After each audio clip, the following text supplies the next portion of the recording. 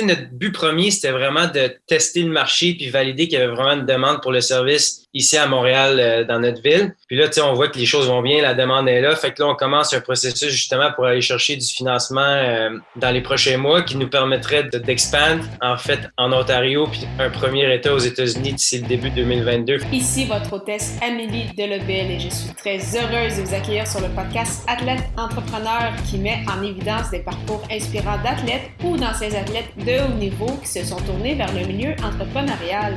Ce rendez-vous hebdomadaire vous présente des entrevues qui seront vous motiver à atteindre votre plein potentiel. C'est parti! Bonjour, je suis très heureuse de vous accueillir aujourd'hui sur mon podcast Athlète Entrepreneur pour cet épisode 133 sur une solution innovante avec Laurent Mailloux de Lifeline Technologies. Avant de vous parler de mon invité du jour, si vous souhaitez acheter vos suppléments et vêtements pour sportifs tout en encourageant une entreprise sociale canadienne qui remet 20% de ses profits aux athlètes, Athlete Nation est le choix tout désigné.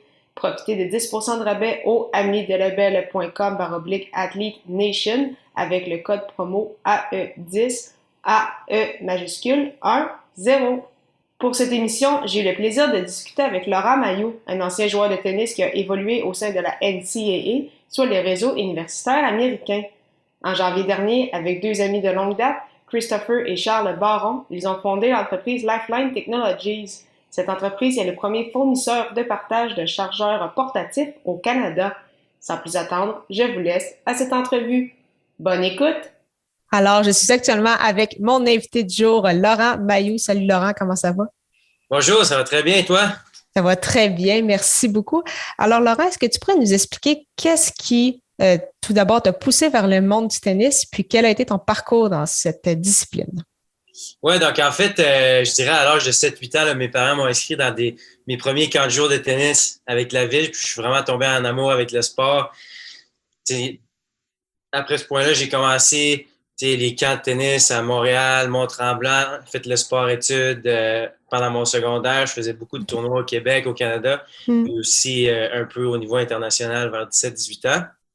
Je suis quand même quelqu'un d'assez hyperactif, donc c'était vraiment une bonne façon pour moi de canaliser mon énergie. On faisait plusieurs heures d'entraînement par jour, là, fait que une super belle expérience. Puis après ça, justement, ça m'a donné la chance d'aller étudier aux États-Unis, jouer sur le circuit universitaire. J'ai passé une année au Michigan, puis 3 ans en Floride, donc une super belle expérience. Puis, est-ce que tu as évolué un peu au niveau professionnel? Comment ça s'est passé, en fait, vers la fin de ta carrière dans la NCAA? Ben ouais, j'ai su tout au long de ma carrière là, que je ne deviendrais pas un joueur de tennis professionnel, en fait. Fait que c'est pour ça que j'ai choisi quand même une bonne école au niveau académique. J'ai étudié en économie et finance là-bas en Floride. Puis après ça m'a donné la chance de compléter mon parcours universitaire. J'ai fait une maîtrise à Londres pendant un an et demi en management des finances. Donc, ça m'a vraiment aidé, je te dirais, au niveau académique aussi. Là. Puis, dans le fond, c'est ça, c'est que ta transition, en fait, entre le monde du tennis puis, mettons, le monde du travail, ça n'a pas été trop difficile pour toi parce que tu t'étais déjà préparé à ça un peu? Ben ouais, exact. Non, j'étais, le tennis, tout au long de ma carrière, on faisait beaucoup d'entraînement chaque jour. C'était vraiment important de bien optimiser notre temps. Donc, ça m'a vraiment aidé dans le milieu professionnel aussi. J'ai travaillé après ça, après ma maîtrise à Londres, pendant 2 ans et demi chez Banque Nationale en fusion-acquisition. C'était des horaires assez fous, là, je te dirais 70-80 heures par semaine. Donc, c'est sûr que l'expérience de tennis, ça m'a beaucoup aidé à bien optimiser mon temps, là, justement, dans le travail aussi. Puis, dans le tennis, lors de ton parcours, c'est quoi que tu dirais qui a été ton plus grand défi ou ton moment le plus difficile? Puis, qu'est-ce que tu en as retiré pour la suite? Ouais, ben pour être honnête, je n'étais pas nécessairement le plus talentueux. Je te dirais, entre, disons, 10 et 14 ans, j'avais un peu de misère. J'étais un petit peu aussi overweight. Je n'étais même pas, pour te donner une idée, là, dans les top 50 au Québec, mais j'ai travaillé tellement fort, j'ai cru en moi-même, puis j'ai toujours pensé que à long terme, la persévérance finirait par gagner. J'ai travaillé peut-être 2 fois plus fort que les autres. J'ai pris un coach. Mes parents m'ont payé un coach privé. Wow. Puis c'est ça, là, déjà à 16, 17, 18 ans, j'ai été capable de finir dans les 10 premiers au Québec. Puis même, j'ai eu la chance de battre des joueurs qui me plantaient là, à 10, 12, 13, 14 ans. C'était vraiment un bon feeling de finalement pouvoir les battre. Puis je te dirais, ce que j'en ai retiré, c'est vraiment de jamais abandonner parce que je pense qu'à long terme, ceux qui travaillent le plus fort vont toujours finir par avoir le plus de succès. Là. Parfait. Une nouvelle aventure qui a débuté pour toi en début d'année, donc en janvier, en fait, 2021, tu as lancé avec Charles et Christopher Baron, donc quand même des amis de longue date, de ce que j'ai pu comprendre, Lifeline Technologies. Alors, est-ce que tu pourrais nous expliquer, en fait, votre idée derrière le lancement de cette compagnie-là, puis pourquoi avoir été dans ce milieu des chargeurs portatifs? Oui, exact. Ben, en fait, tu peux peut-être le deviner, là, mais Charles et Christopher, c'est des frères. Puis eux aussi ont joué au tennis toute leur vie à l'université américaine aussi. Donc, c'est vraiment des bons amis d'enfance. Je te dirais, je pense, on a fait nos premiers camps de tennis ensemble à 7-8 ans à Tremblant. Puis on se connaît depuis ce temps-là. On a toujours évolué ensemble.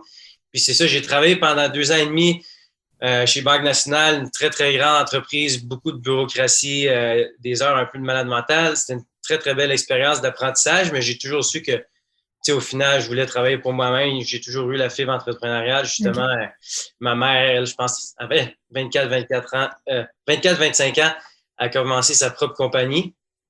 Puis ça faisait un bout que je passais à plein de projets avec mes amis. Puis c'est arrivé juste un soir, on jouait au tennis. Moi, Charles puis Christopher, puis on a réalisé qu'il n'y avait vraiment aucune solution de recharge pour avoir la flexibilité d'utiliser et bouger avec ton téléphone à l'extérieur de la maison. Fait qu'on a juste commencé à en discuter sur le court de tennis, puis on n'a jamais arrêté, en fait. Wow, quand même. Puis là, qu'est-ce qui se passe avec tout ça depuis les derniers mois? Parce que là, vous avez un site, vous avez déjà des partenariats avec quand même plusieurs grandes entreprises. Donc, comment ça se déroule actuellement? Ouais, donc, en fait, comment ça fonctionne, c'est que nous, on installe des stations de recharge. Dans chaque station, il y a 8 chargeurs portatifs que les gens peuvent louer.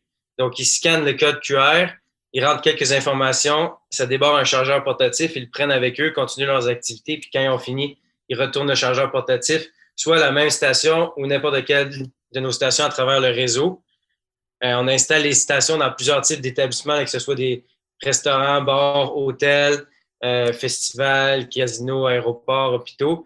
Fait que c'est ça, c'est vraiment pour donner la flexibilité aux gens de bouger et utiliser leur téléphone pendant qu'ils sont à l'extérieur de la maison. Puis évidemment, avec le COVID, il y a beaucoup de ces établissements-là qui ont été fermés. Fait qu'on a eu la chance de lancer notre service avec la réouverture des restaurants puis des terrasses il y a à peu près 2 mois et demi. Puis déjà, là, on voit une forte demande. On est rendu à une 50aine de stations de recharge d'installer, au-dessus de 700 utilisateurs. Fait que vraiment une très, très, très forte demande. Puis, à chaque semaine, à chaque jour, on a des nouveaux partenariats, là, comme on vient de signer un partenariat avec l'hôtel Marriott dans le Vieux-Port, le Doubletree Hilton sur le quartier des spectacles à Montréal, puis beaucoup, beaucoup de restaurants puis bars ici à Montréal. Donc, je te dirais que les choses vont bien, puis on est très content du progrès qu'on a fait à date. Wow, quand même. Puis, tu en parlais justement que tu avais cette fibre entrepreneuriale-là depuis longtemps. Est-ce que c'est la première fois vraiment que tu fais partie d'un projet comme ça ou tu avais déjà eu d'autres expériences par le passé ou c'est vraiment la première fois que tu te lances dans l'entrepreneuriat? Non, c'est vraiment la première fois. Je te dirais, jusqu'à 20 ans, c'était juste le tennis dans ma vie. Après ça, ça a été 2 ans et demi chez Banque Nationale. Puis là, c'est mon premier projet, mais sûrement pas le dernier. J'aime vraiment ça à date. Puis justement, ça m'amène à ma prochaine question, en fait. Donc, c'est quoi, en fait, autant vos prochains objectifs avec Lifeline Technologies, puis toi, justement, personnellement, si tu avais d'autres projets en tête? Oui, ben c'est ça. Nous, notre but premier, c'était vraiment de tester le marché puis valider qu'il y avait vraiment une demande pour le service ici à Montréal, dans notre ville. Puis là, on voit que les choses vont bien, la demande est là. Fait que là, on commence un processus justement pour aller chercher du financement dans les prochains mois qui nous permettrait d'expand en fait en Ontario puis un premier État aux États-Unis d'ici le début 2022. Fait que vraiment, le but, on est les premiers ici en Amérique du Nord. C'est vraiment continuer à faire croître le projet, grossir le réseau à travers le Canada puis les États-Unis. Donc, ça, c'est plus au niveau professionnel.